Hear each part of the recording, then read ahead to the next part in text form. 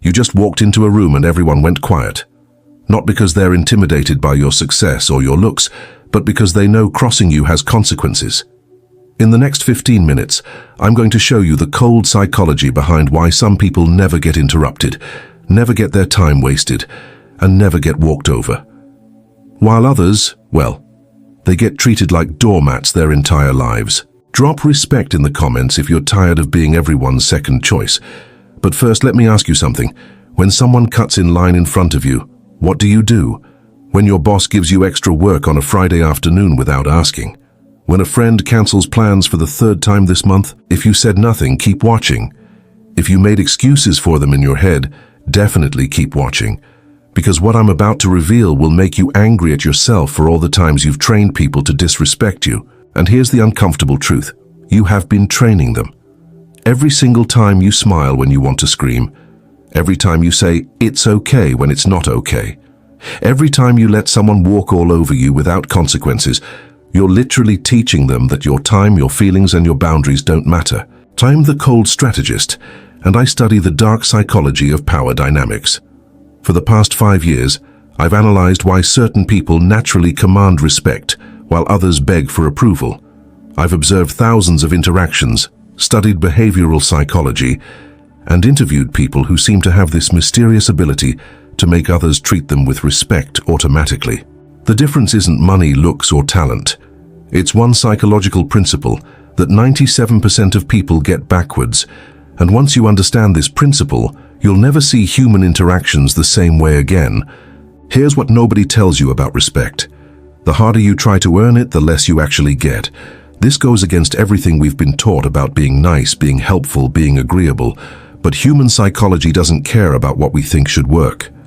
It only cares about what actually works. Think about 2 different people in your life right now. Person A constantly explains themselves, apologizes preemptively, tries to make everyone comfortable, always says yes to requests, and bends over backwards to avoid conflict. Person B speaks less, acts decisively, seems unbothered by others' opinions, says no without elaborate explanations, and doesn't seem to need anyone's approval. Guess who gets more respect? Guess who gets better treatment? Guess who people think twice before messing with? Person B, every single time. And it's not even close. But here's the part that'll blow your mind. Person B isn't naturally more confident. They weren't born with some special charisma gene. They just understand one cold truth about human psychology that person A has never learned. We respect what we can't control. We value what we can't easily access. We chase what doesn't chase us back. Type control if this is starting to make sense. Now let me show you exactly how this plays out in real life. I want you to think about the last time someone really respected your opinion. I mean genuinely valued what you had to say, listened without interrupting, and actually implemented your advice. What was different about that interaction? I'll bet you anything that in that moment, you weren't desperately seeking their approval. You weren't worried about whether they'd like your answer. You just spoke your truth and let the chips fall where they may. That indifference to their reaction is exactly what made them respect your words. Your brain is working against you in this process. Every time someone gives you validation, a compliment, agreement, approval, your brain releases dopamine, the same chemical released by cocaine, gambling, and every other addictive substance known to man. You become addicted to their approval. And addicts are easy to control. They'll do almost anything for their next fix. Here's how insidious this really is. Smart manipulators, and I'm not talking about cartoon villains, I'm talking about that coworker, that friend, that family member who always seems to get their way. They figured this out intuitively. They don't even realize they're doing it most of the time. They give you just enough validation to keep you hooked, but never enough to satisfy you completely. A compliment followed by subtle criticism, praise mixed with impossible standards, affection that comes and goes based on your compliance with their wishes. You become their emotional slave, doing whatever they want for your next hit of approval. Working late because they said you're so reliable, lending money because they called you generous, taking on extra responsibilities because they told you you're the only one they can count on. I once knew a guy, let's call him Mike, who worked 60-hour weeks at a job that paid him like he worked 30. His boss would occasionally say, "Good job," or "I don't know what we'd do without you." Mike thought he was being appreciated. He thought he was indispensable. Reality? He was being exploited. His need for approval made him the perfect target for manipulation. He was afraid that if he set boundaries, asked for a raise, or worked normal hours, his boss might think less of him. So he sacrificed his health, his relationships, and his sanity for crumbs of validation. If you recognize yourself in this story, don't worry. Recognition is the first step to freedom. But it gets worse before it gets better, because I need you to understand just how deep this programming goes. From the time we're children, we're taught that being liked equals being safe. Make everyone happy, don't rock the boat, be agreeable, and people will take care of you. This works when you're 5 years old and dependent on adults for survival. But it becomes a prison when you're an adult trying to build a life of respect and genuine relationships. Comment awareness if you're starting to see how this pattern has played out in your own life. Because in 30 seconds, I'm going to give you the exact strategy to break this addiction and flip the power dynamic completely.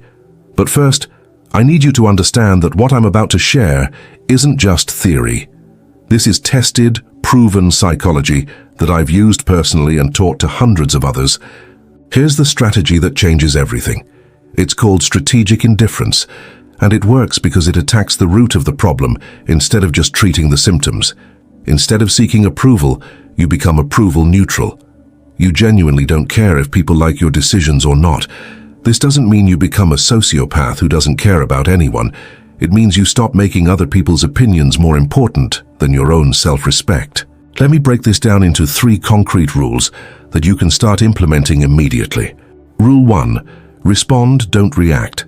When someone tries to provoke you, insult you, or push your buttons, your natural instinct is to defend yourself, explain yourself, or attack back.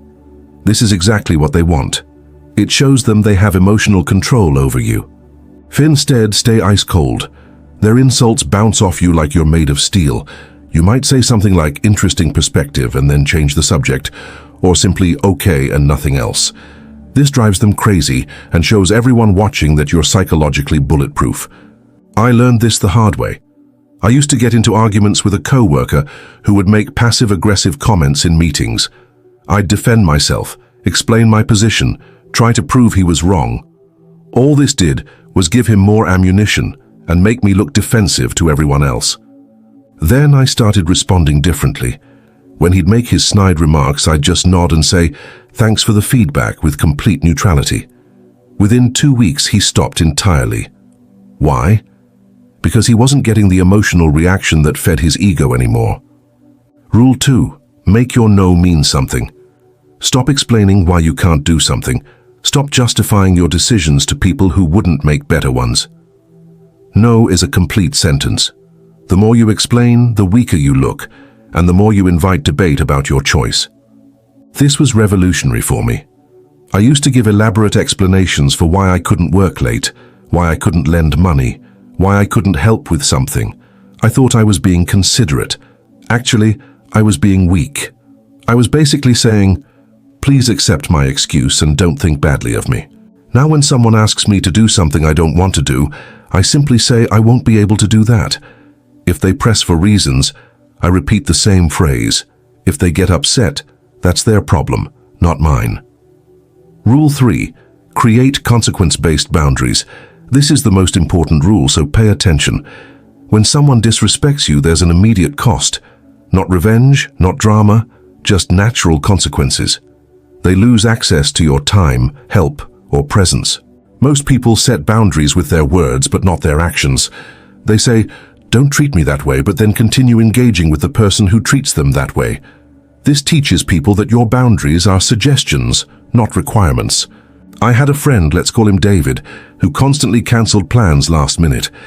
He'd text me an hour before we were supposed to meet with some excuse about why he couldn't make it. Old me would have said, "No problem, we'll reschedule," and then made new plans that he'd probably cancel again. New me? After the 3rd cancellation, I stopped making plans with him entirely.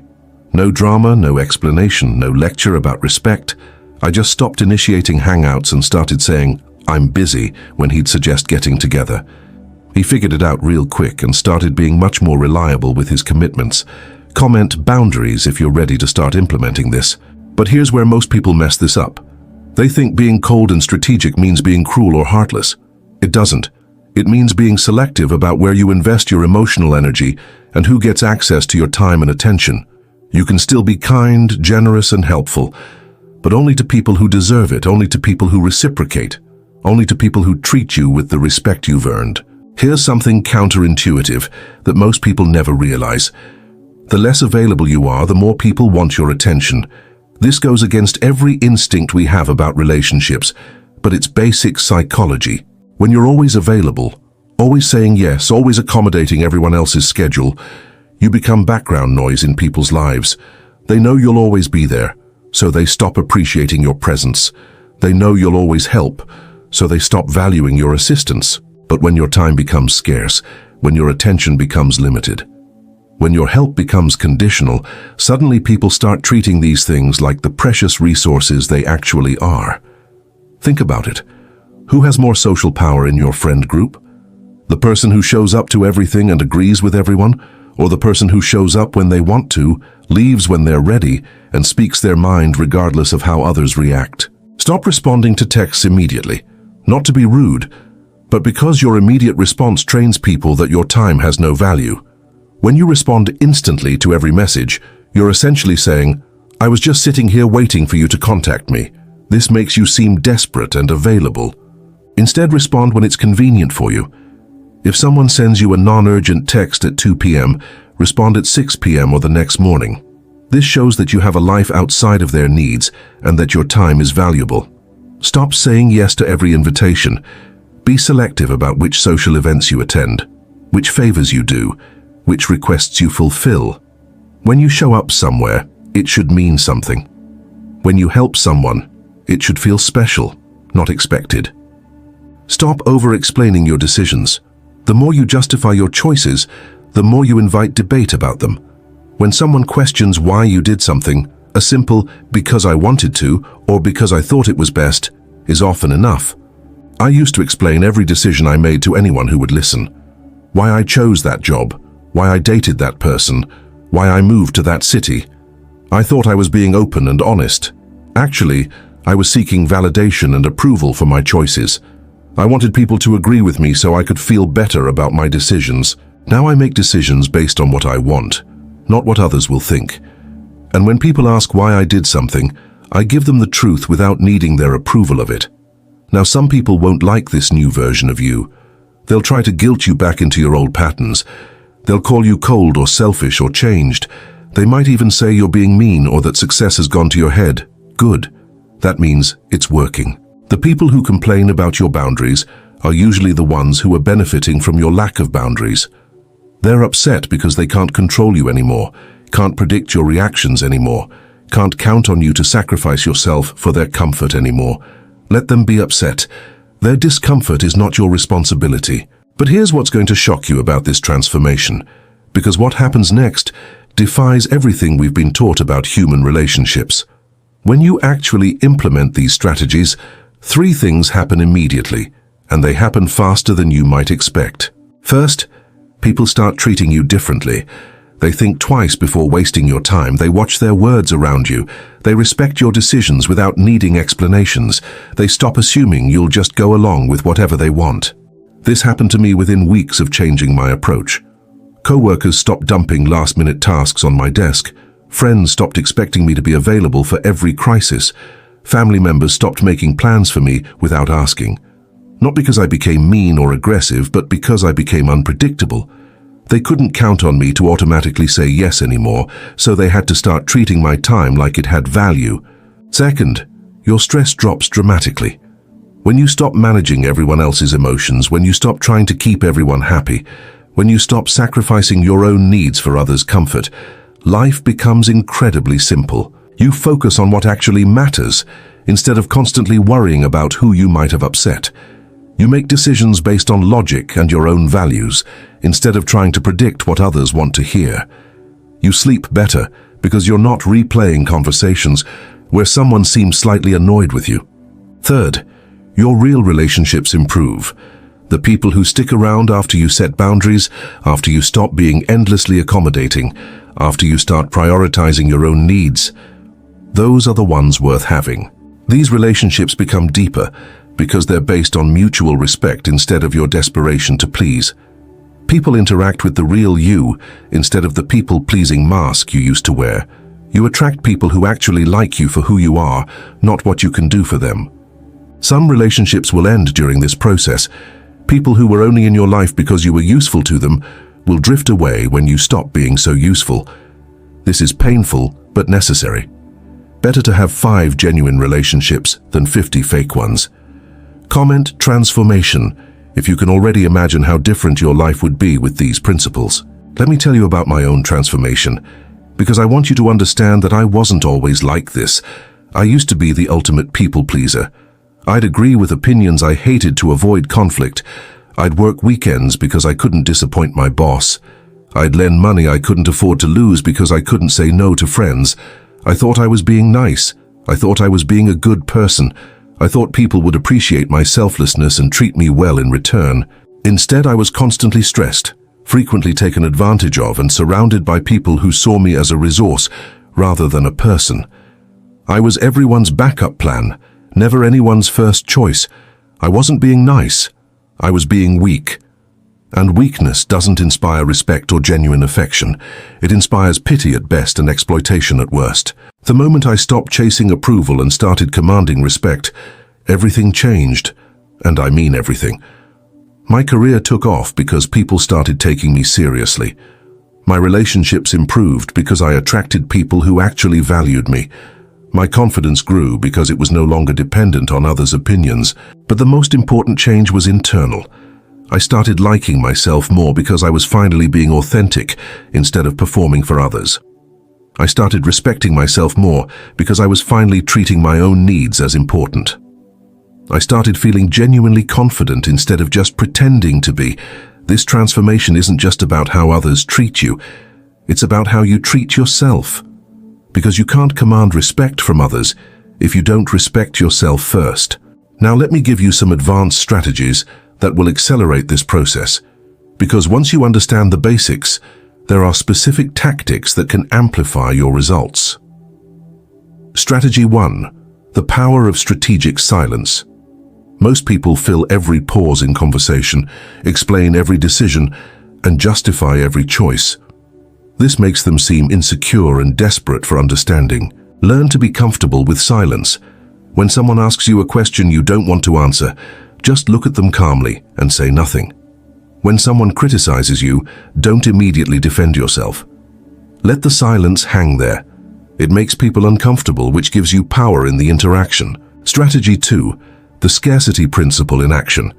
Make your presence, attention, and help scarce resources that people have to earn. Don't be available for every phone call. Don't respond to every text immediately. Don't say yes to every request for your time. This doesn't mean being rude or ignoring people. It means being selective about where you invest your energy and making sure people understand that your time has value. Strategy 3. The consequence system. For every boundary you set, there needs to be a clear consequence for crossing it, and you need to enforce that consequence consistently, without warning, without second chances. If someone is consistently late to your meetings, stop scheduling meetings with them. If someone interrupts you constantly, stop talking and let them finish, then don't return to your point. If someone cancels plans repeatedly, stop making plans with them. These aren't punishments, they're natural consequences.